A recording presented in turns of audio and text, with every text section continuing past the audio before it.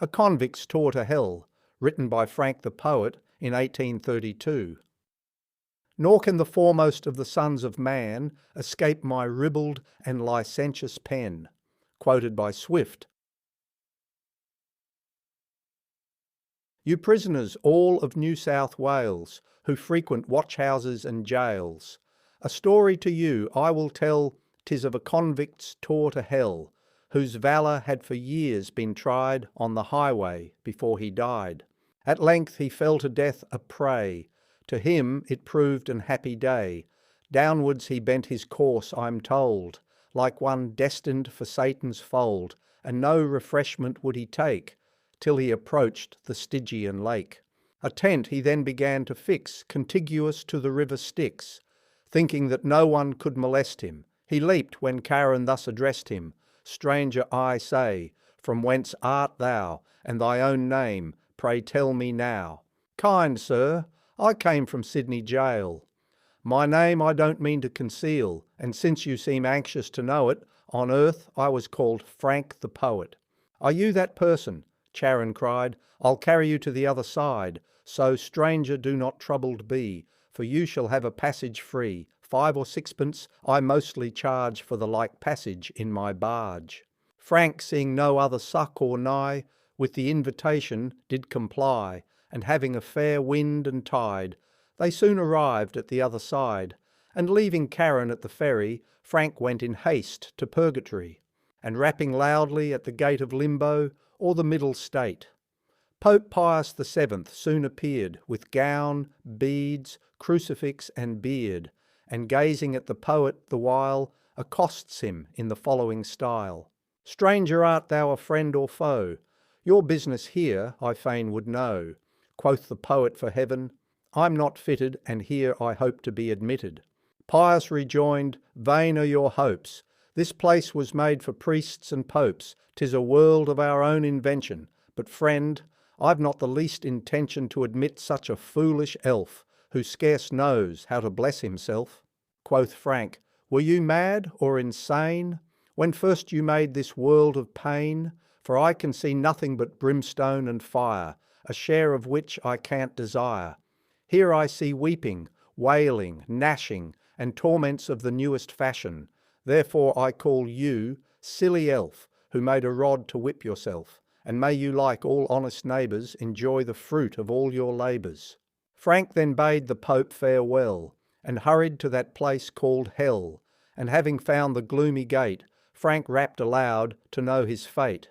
He louder knocked, and louder still. When the devil came, pray, what's your will? Alas, cried the poet, I've come to dwell with you, and share your fate in hell. Says Satan, such can't be, I'm sure, for I detest and hate the poor, and none shall in my kingdom stand, except the grandees of the land.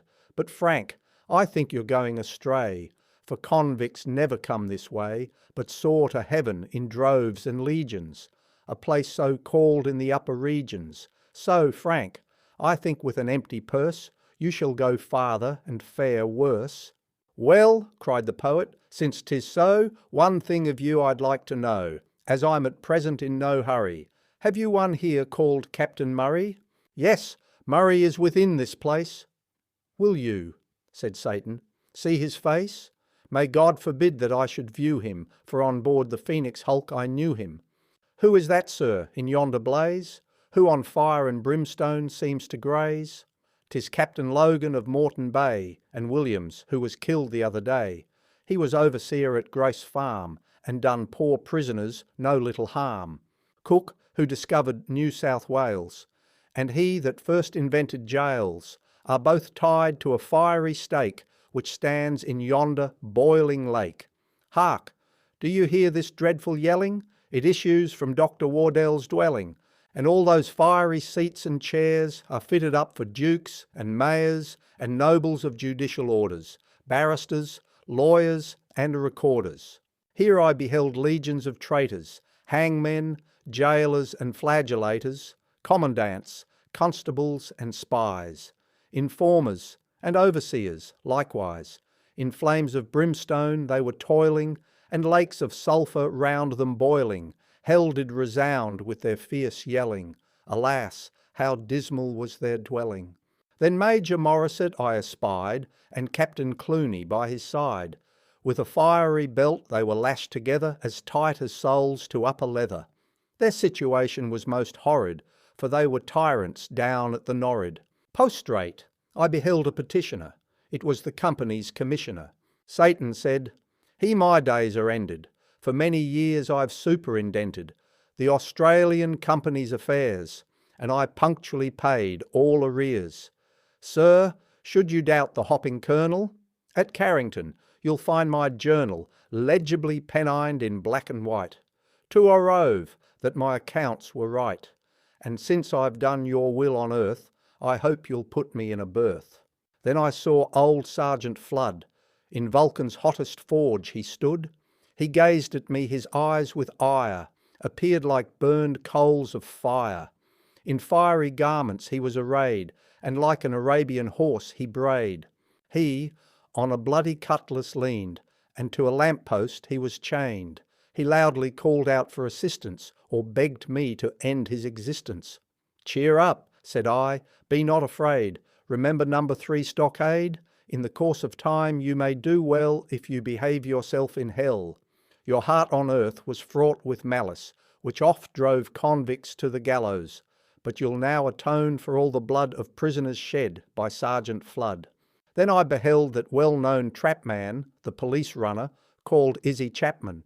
Here he was standing on his head in a river of melted boiling lead. "Alas!" he cried, "behold me, stranger. I've captured many a bold bush ranger, and for the same I'm suffering here. But lo, now yonder snakes draw near."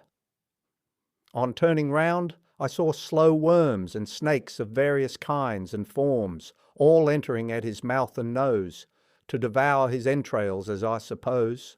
Then turning round to go away, bold Lucifer bade me to stay, saying, "Frank, by no means go, man, till you see your old friend, Dr. Bowman. Yonder he tumbles groans and gnashes. He gave you many 1,000 lashes, and for the same he does bewail. For Oscar, with an iron flail, thrashes him well, you may depend, and will till the world comes to an end."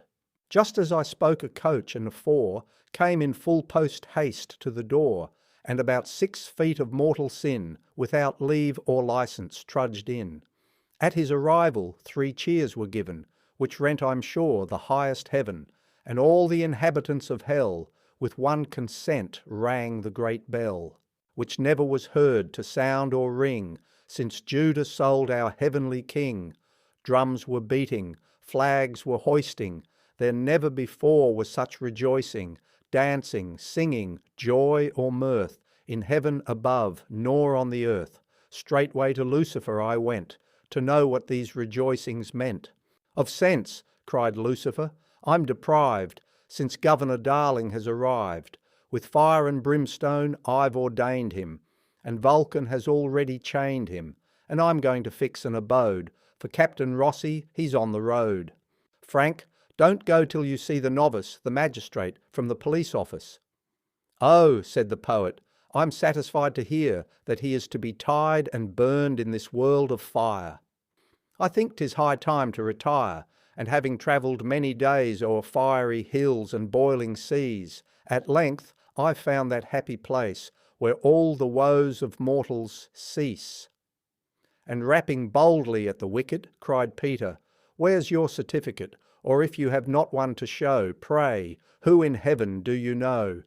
"Well, I know brave Donahue, you Troy, and Jenkins too, and many others whom floggers mangled, and lastly were by Jack Ketch strangled." "Peter," says Jesus, "let Frank in, for he is thoroughly purged from sin, and although in convict's habit dressed here, he shall be a welcome guest. Isaiah, go with him to Job, and put on him a scarlet robe.